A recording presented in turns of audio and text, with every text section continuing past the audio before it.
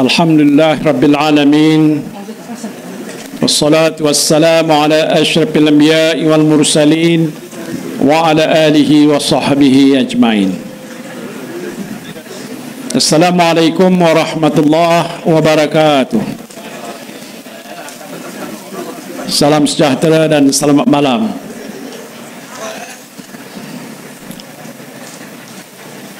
Yang berbahagia Tan Sri Noh Omar, sahabat lama saya, mantan Ketua Perhubungan UMNO Negeri Selangor. Ahlan wa sahlan wa marhabah. Ahli-ahli yang berhormat, mantan ADON yang saya hormati, calon sementara Nur Najhan, ini dia, dan calon daripada Selat Kelang, Dato' Rashid Ashari, pimpinan-pimpinan Perikatan Nasional daripada Bersatu, PAS dan Gerakan,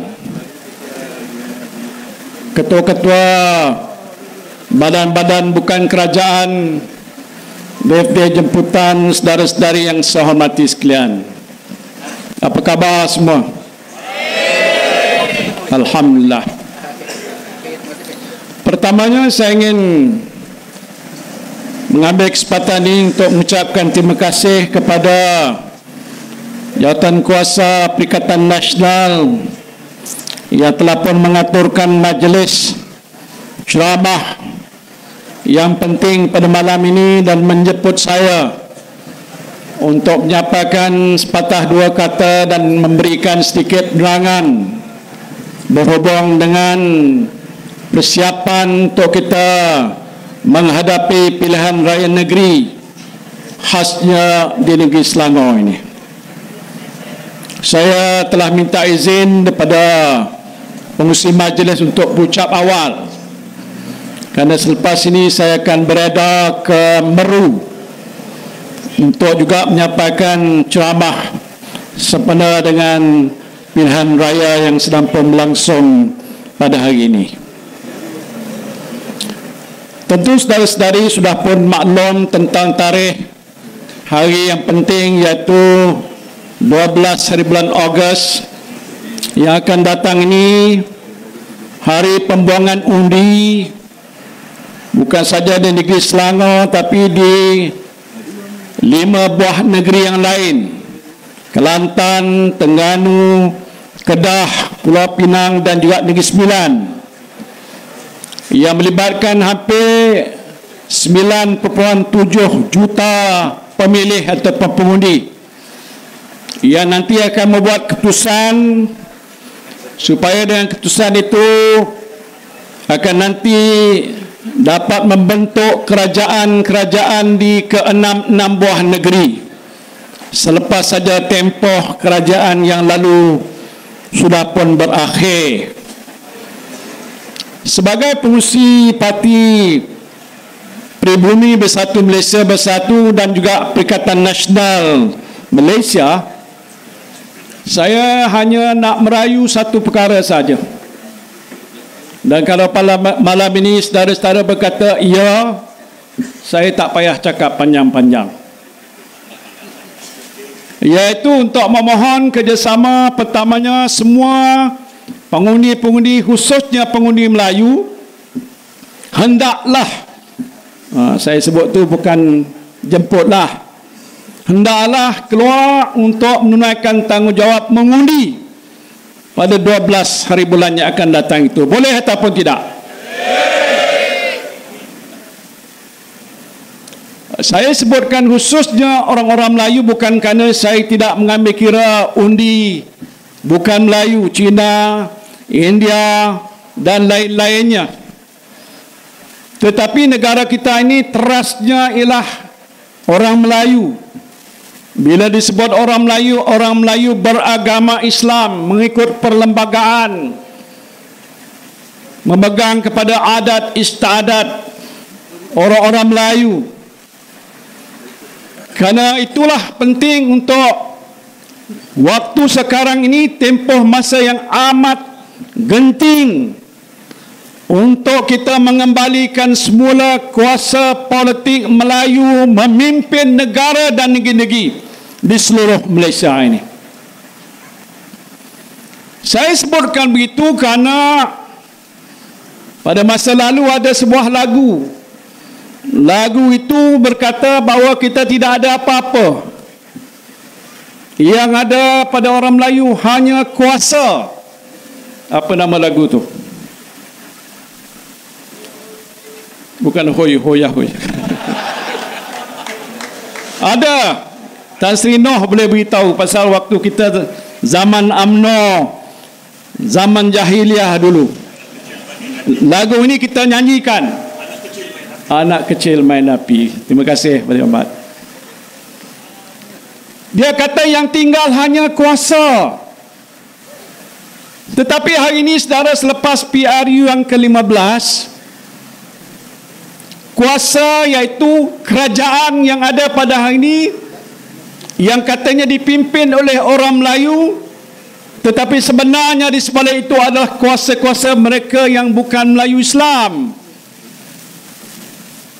Yang dengan sebab itu kita melihat situasi dan keadaan sekarang ini agak jauh berbeza daripada masa-masa yang lepas.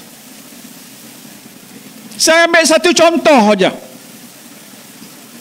Isu berkenaan dengan kalimah Allah. Ada dengar cerita ini? Waktu saya menjadi Menteri Dalam Negeri dulu, sebelum saya menjadi Perdana Menteri, bersama dengan Tun Mahathir, di dalam kerajaan Pakatan Harapan, isu berkenaan dengan kalimah Allah ini berbangkit kerana ada satu kes di mana pihak yang bernama Jill Island membawa beberapa cakra padat untuk mengembangkan agama Kristian di negara kita ini, dan dia telah pun ditahan oleh pihak berkuasa kerana di dalamnya terdapat penggunaan istilah ataupun kalimah Allah. Dan oleh sebab itu ianya dicabar oleh pihak pemilik ini sampai ke mahkamah dan dibicarakan. Dan mahkamah pada waktu itu membuat keputusan bahawa Jill Island Kristian ini berhak untuk menggunakan kalimah Allah. Sebab itu waktu saya menjadi Menteri Dalam Negeri yang bertanggungjawab tentang percetakan dan sebagainya, saya memaklumkan pada Yang Amat Berhormat Tun Dr. Mahathir, waktu itu Perdana Menteri, yang tempoh masanya 22 bulan, ingat lagi? Dan memaklumkan bahawa kalaupun bila dah dibicarakan di mahkamah kita kalah, kita harus rayu supaya selepas satu fasa dalam mahkamah tinggi, lepas tu pergi ke mahkamah apa dia panggil, mahkamah rayuan, lepas tu pergi kepada mahkamah persekutuan. Ada 3 peringkat. Kita nak supaya kita rayu, walaupun kita kerah kalah di situ, kita sebagai orang Islam dan saya sebagai Menteri Islam yang menjaga hal ehwal percetakan ini tidak akan rela untuk membenarkan orang-orang seperti Jill Island menggunakan kalimah Allah, kerana kalimah Allah ini adalah khusus untuk kita orang-orang yang beragama Islam. Setuju? Jadi sebab itu kami rayu. Tetapi rayuan itu belum selesai. Bila mana kerajaan Madanon ini naik, kerajaan yang dikatakan kerajaan Luh Tabi'i ini naik, bukan saya kata, ramai orang lain kata. Anwar Ibrahim sebagai Perdana Menteri membuat keputusan supaya jangan rayu. Beza tak? Zaman saya rayu. Kerana kita tak mau menerima keputusan mahkamah. Ada lagi beberapa peringkat penghakiman yang boleh kita lalui sebelum muktamad. Tetapi Anwar Ibrahim sebagai Perdana Menteri, dan dia buat keputusan tidak rayu. Bila kata tidak rayu, bermakna terimalah keputusan mahkamah setakat itu yang membolehkan orang-orang Kristian menggunakan kalimah Allah. Bagi kita orang Islam, Allahu Ahad. La Allahu Salis. Kerana dalam kepercayaan orang-orang Kristian, dia berkata bahawa Allah bagi mereka itu Trinity. Dia kata 3 peringkat. Saya tak payah nak sebutkan. Jadi bezanya Allah orang Islam dengan Allah yang disebutkan oleh orang Kristian jauh sekali. Dan kalau dibenarkan macam kena sekarang ini, dibolehkan digunakan, akan timbul permasalahan besar. Sebab tu zaman saya pertahankan. Jangan kita biarkan gitu. Kalaupun dibawa ke mahkamah, dikatakan mahkamah rayuan kita kalah. Ada lagi satu. Kok manalah kalau pergi ke mahkamah yang akhir, dikata mahkamah persekutuan kita menang. Kalaupun kita lah takdirkan kita kalah, saya ada satu idea yang saya tak nak sebutkan. Iaitu mungkin kalaupun kalah, maka satu orang Melayu tidak akan salahkan kita. Pasal ini mahkamah punya keputusan.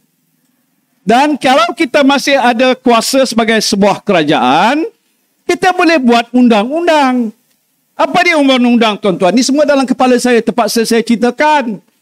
Iaitu undang-undang untuk mentafsir atau mentarif mana Allah itu adalah Allahu Ahad. Qul huwallahu ahadun. Jadi kalau itu maknanya tak akan sama dengan Allah yang kata nak digunakan oleh orang lain daripada orang Islam, tak orang Kristian. Kalau itu berlaku, mana mungkin dianggap satu kesalahan. Tapi tak sampai ke peringkat itu. Anwar Ibrahim jadi Perdana Menteri, buat keputusan untuk tarik balik dan tak rayu soal itu. Saudara tahu tak kenapa yang menyebabkan perkara itu berlaku? Ya, Anwar Ibrahim. Tapi di sebalik Anwar Ibrahim tidak lain dan tidak bukan anggota parti-parti DAP. Yang saya tahu, waktu saya menjadi menteri pun didesak untuk saya jangan merayu. Tetapi saya mengambil langkah dan berbincang dengan Perdana Menteri waktu itu, kita akan rayu. Dan tidak akan kita benarkan macam mana yang dilakukan oleh Anwar Ibrahim. Ini satu contoh. Jadi saya cukup bimbang kalau hal sebegini sudah pun ditunjukkan pada hari ini.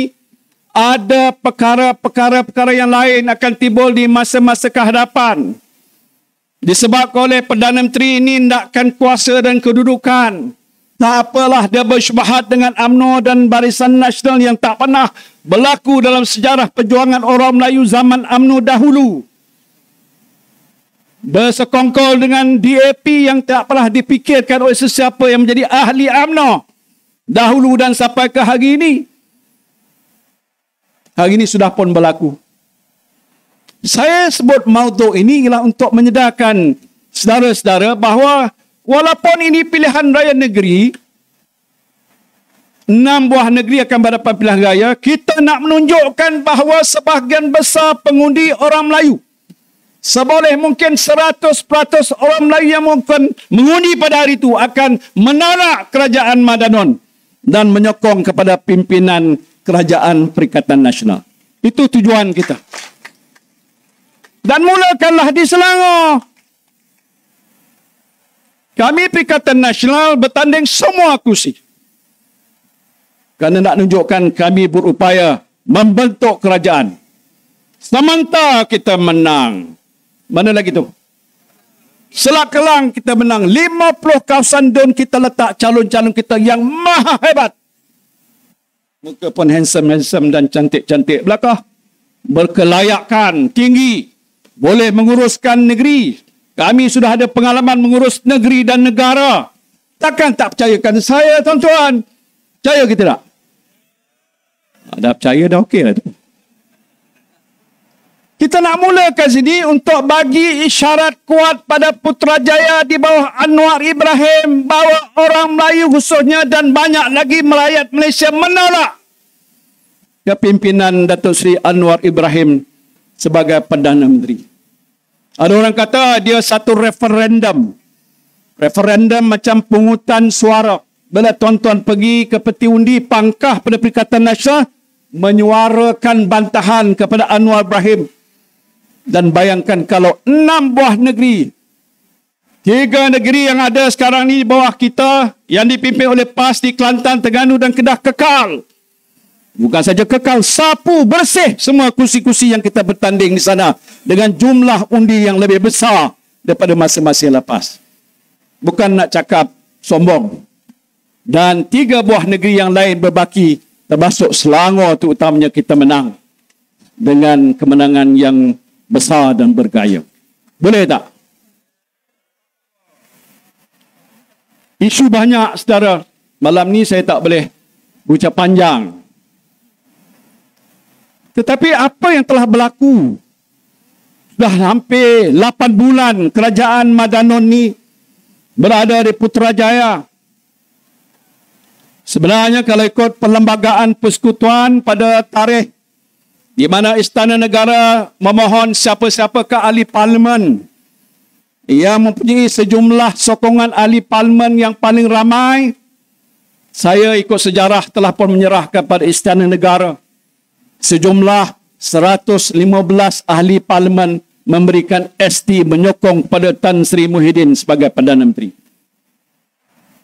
Saya tak nak persalahkan siapa. Kalau ikut amalan yang berlaku di negara seperti UK dan sebagainya, bila seseorang ahli parlimen sudah mendapat jumlah sokongan yang lebih daripada simple majority, orang itu akan dipanggil oleh Queen ataupun Raja untuk angkat sumpah sebagai Perdana Menteri. Dalam kes saya tak dipanggil. Jangan tanya saya kenapa. Pasal keputusan itulah dibuat oleh pihak Istana Negara. Saya tak nak petikai gitu. Tapi apa yang telah dibuat oleh pimpinan Anwar Ibrahim selama lebih kurang hampir 8 bulan. Coba tuan-tuan sini bagi saya satu contoh apa yang dia buat. Saya bagi RM10. Tak ada.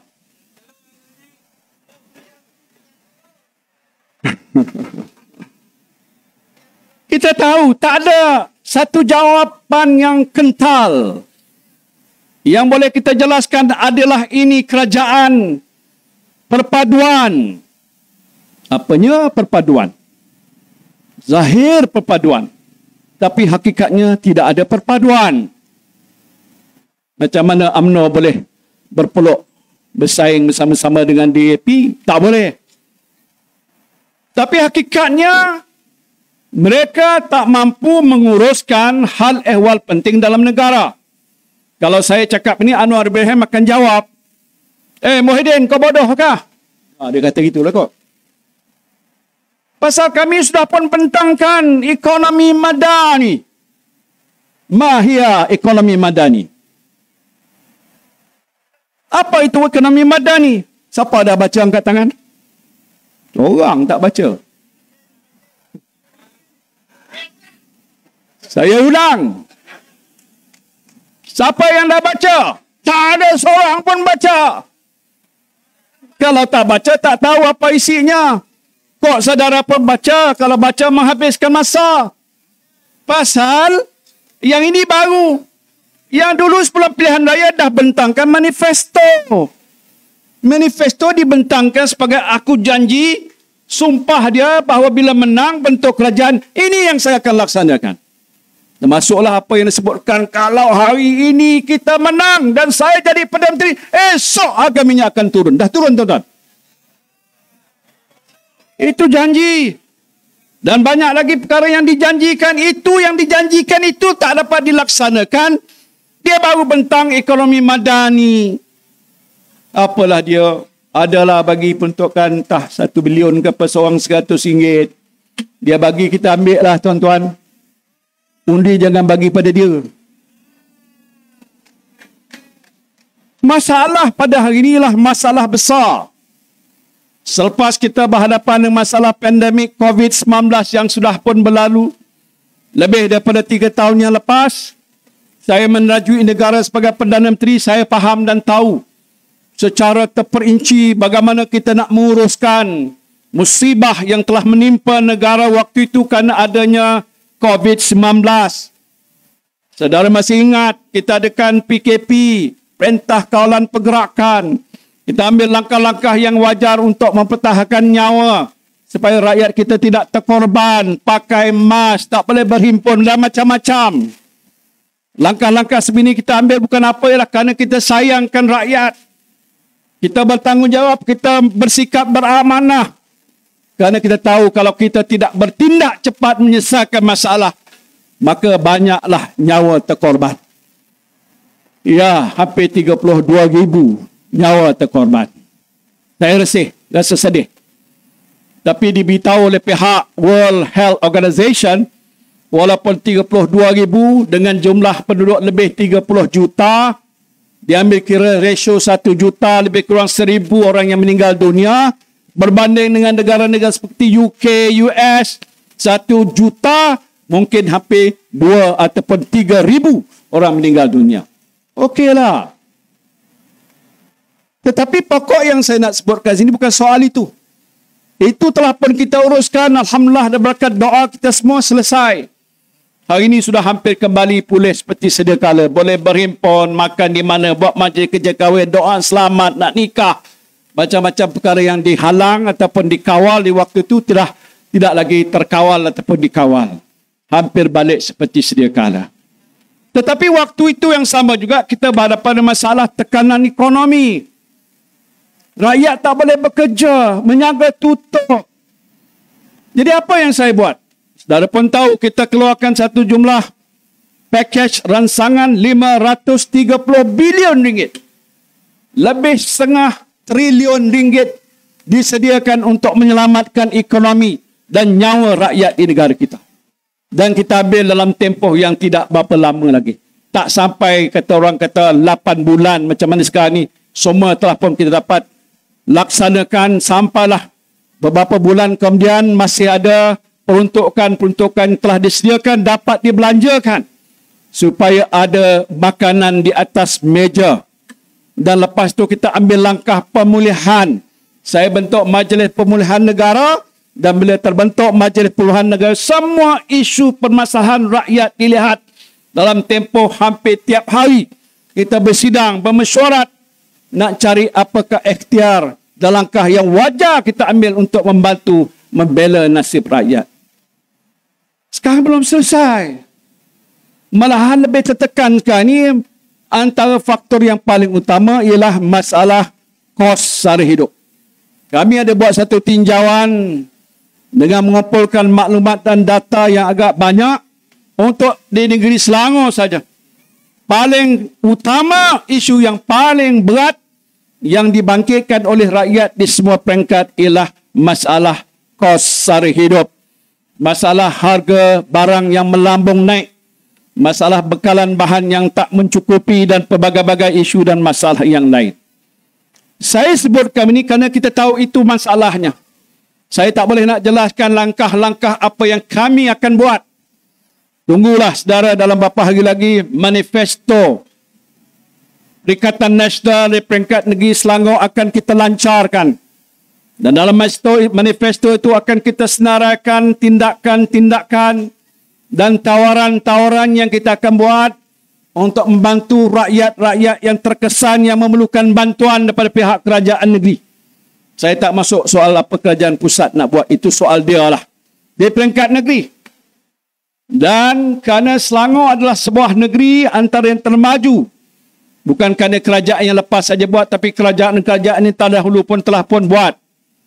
Tetapi setakat yang ada sekarang ini, janganlah kita terlalu membanggakan kerana masih ada ruang.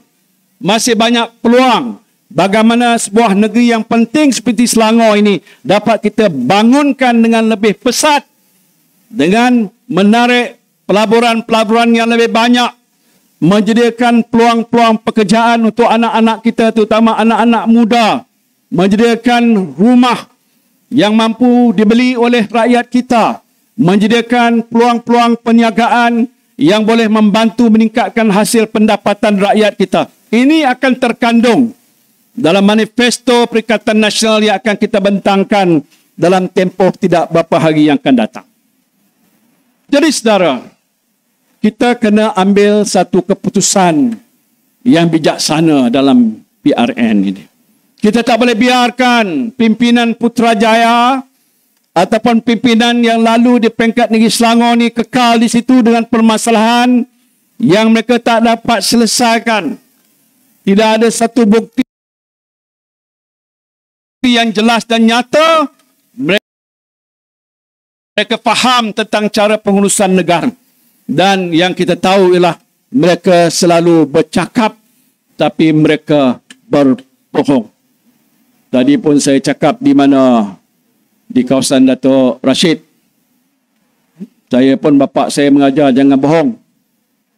Bagi orang Islam jangan berbohong. Anwar Ibrahim bila buka mulut banyaknya bohong. Betul.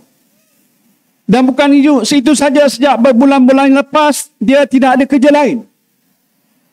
Nak cari mana-mana pembangkang, kalau ada sikit silap ataupun tak silap, ambil tindakan undang-undang. Dia gunakan agensi penguatkuasaan. Dia gunakan agensi SPRM, dia gunakan agensi PDRM, lembaga hasil dalam negeri dan sebagainya, mengambil tindakan pada pihak-pihak yang dia tak suka. Saya orang yang pertama. Saya dah berkhidmat dalam kerajaan hampir lebih 50 tahun. Umur saya 76 tahun. Dah memegang jawatan daripada Setiausaha Parlimen, timbalan menteri, menteri-menteri, timbalan Perdana Menteri sampai last sebagai Perdana Menteri. Saya bukan orang yang merasuah. Saya tak ambil duit rakyat yang disebut oleh Anwar Ibrahim mensakau. Siapa sakau? Dia yang sakau. Dia buat pertuduhan palsu. Tak ada kes. Tetapi kerana dia gunakan SPRM, dia tekan kita. Dia kata ada, tak ada, jatuhkan charge. Kenakan dia hukuman supaya dibicarakan di mahkamah. Supaya dia malukan saya. Supaya rakyat akan benci kepada saya dan juga kerajaan Perikatan Nasional. Tapi ini saya serah kepada Allah Subhanahu wa ta'ala. Kerana saya yakin saya tidak melakukan apa-apa kesalahan. Bawa ke mahkamah. Baru ini pun saya dah bawa kes ke mahkamah untuk dibatalkan tuduhan. Tunggu 15 hari bulan. Tunggu 12 hari bulan. Kita menang dengan bergaya di Selangor. Lepas tunggu beberapa hari, 15 hari bulan, kes saya di mahkamah akan diputuskan oleh hakim yang telah mendengar kes itu dan mudah-mudahan saya beroleh kejayaan. Bagaimana kita juga mengambil alih Selangor untuk menjadi kerajaan di peringkat ini di bawah Perikatan Nasional. Boleh? Jadi itulah saja yang saya nak sampaikan pada malam ini. Saya tengok di mana-mana pun macam pagi petang tadi, sebelum ini di beberapa tempat yang lain, waktu saya turun ke bawah dan saya lihat dengan nyata respon daripada orang-orang Melayu di Selangor cukup hebat kepada Perikatan Nasional. Terima kasih kita ucapkan pada mereka dan dengan semangat yang begitu berkobar-kobar, saya yakin dan percaya dan sokongan saudara sekalian, kita akan beroleh kejayaan yang cemerlang pada 12 hari bulan yang akan datang. Terima kasih saya ucapkan wabillahi taufiq wal hidayah. Assalamualaikum warahmatullahi wabarakatuh.